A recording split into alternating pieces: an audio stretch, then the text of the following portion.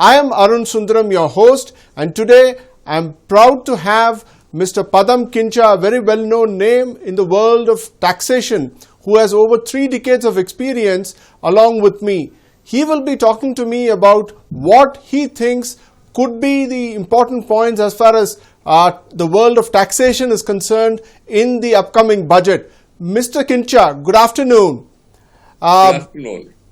My first question, what do you expect from Union Budget 2021 is concerned as far as the field of direct taxes are concerned, Mr. Khincha?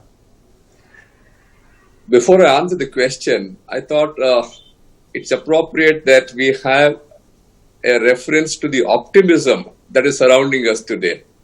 We have had a good amount of bad time for the last 12 months, close to 12 months. We have now had some optimism medically in terms of vaccine coming to us, optimism in terms of the economy rebounding very well, expecting that it will do well tomorrow, Sensex reflecting the upsurge in the economy by positively striking the notes concerned, foreign inflows coming into this country very well, the US change of power, hoping for good times in the world relationship and also for India, the movement economically away from China and India very well poised to seize this opportunity. We having begun a preparation for 75th year of independence, and that's the optimism that's surrounding us, and therefore we are in this surge of optimism looking forward very eagerly to what's going to happen on 1st of February. We're looking for optimism that we as individuals have borne a lot of difficulties in the last 12 months. We therefore think that we deserve some element of bounties from the government concerned, and therefore we are looking forward to a wonderful budget, which the finance minister herself has said that this is going to be some sort of a vibrant budget. This is going to be a budget that has not been seen in the recent times, fueling hopes in the minds of a lot of people concerned.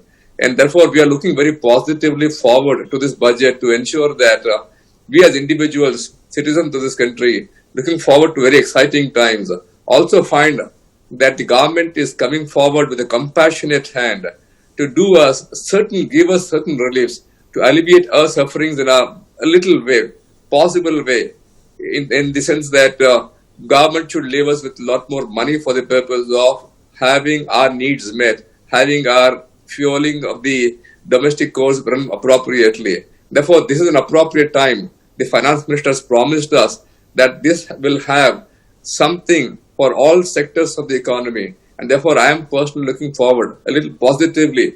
Although I know and I am aware of the fact that the government is resource crunched today. And therefore, the government has to find ways and means of propping up the economy, propping up the various sectors which are not doing well.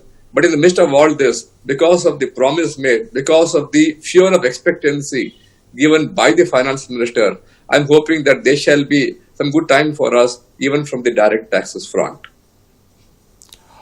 Would you therefore say that of the 2 options which were provided in Budget 2020, one of them would be knocked off, the one relating to exemptions would go, and you will now be left only with the second option as far as Budget 2021 is concerned?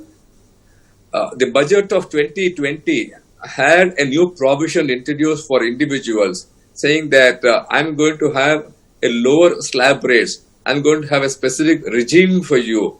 I'm going to therefore reduce or remove 70 out of the 100 odd exemptions. And I'm going to give you therefore some sort of a ease of computing your income and paying a little lower tax than what you would otherwise have paid. But as I had made a mention last year, in my opinion, that scheme is conceptually flawed.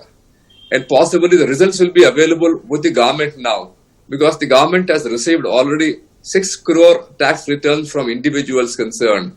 And the government will therefore have adequate statistics to say that out of this population of tax filers, how many have opted for the new scheme without exemptions. And that possibly would lay the data for the government concerned, whether it was right in propagating a new scheme without exemptions, or people have not accepted that scheme because they are better off under the existing scheme, where although the exemptions are available, they would therefore go about with a slightly higher tax rate because that makes economically more sense for them than opting for the new scheme. The data is available with the government now. They would possibly have to do a study whether it is worthwhile to have a lower tax rate with less of exemptions or have some sort of an incentive for propelling various activities concerned in the economy. Well, if you were to go by what report was submitted in terms of the direct tax reforms, it was hinted that, you have a system wherein the rate of taxation is going to be lower, but the level of compliance would be higher. So, are we going to move towards that particular regime, Mr. Khincha? What happens is, if you look into the way in which the corporate taxes have moved, they have generally been lowered to 22% if you go in for the scheme without incentives. And in the case of a manufacturing industry, it has gone down to as low as 15%. So the promise of lowering the tax rates has happened largely in the corporate sector. As a result of which, therefore, if you look into the rates for corporate taxes, it's about 15% at the lowest for a manufacturing sector.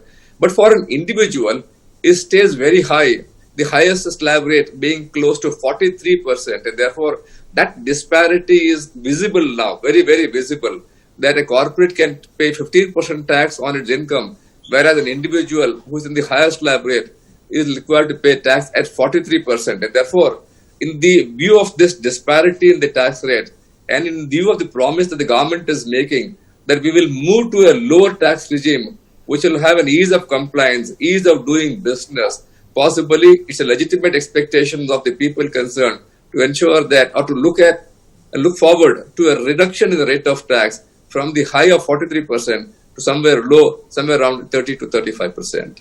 So you are saying, in other words, that that particular anomaly of corporate tax and individual tax, wherein the individuals are being taxed higher, will be probably done away with in this particular fiscal budget?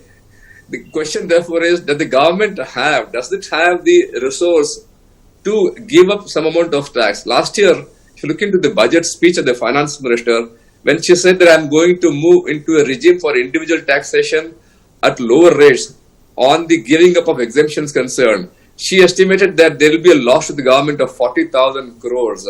Whether that has been realized or not, but the fact is that the figure mentioned by the finance minister was a loss of 40,000 crores. If she were to therefore make some sort of a concession today to say that, look here, we promised in our manifesto that up to 5 lakhs you will not pay any tax, and therefore this is the right time for me to raise this slab up to 5 lakhs for no tax at all. Will that translate to a loss to the government concerned, which in the current economic scenario it is going to absorb or not, is something that the finance minister will have to do a mathematics very, very carefully to have some fine-tuning of the budget numbers, because at one time she wants to give the incentives. On the other hand, she has to ensure that there is no loss of revenue, because already the fiscal deficit of the government in a bad year of economy is going to have some difficulty in terms of meeting the budget targets. Okay. Thank you, Mr. Khincha. It was a nice chat. We got some insights into what to expect as a salaried class, and with that, the first of the chit-chat sessions that we have ahead of the budget 2021 comes to a close. We hope that you would subscribe, like, and share this particular chit-chat with you and your friends, and look forward to your participation with us on that all-important day, February 1, 2021.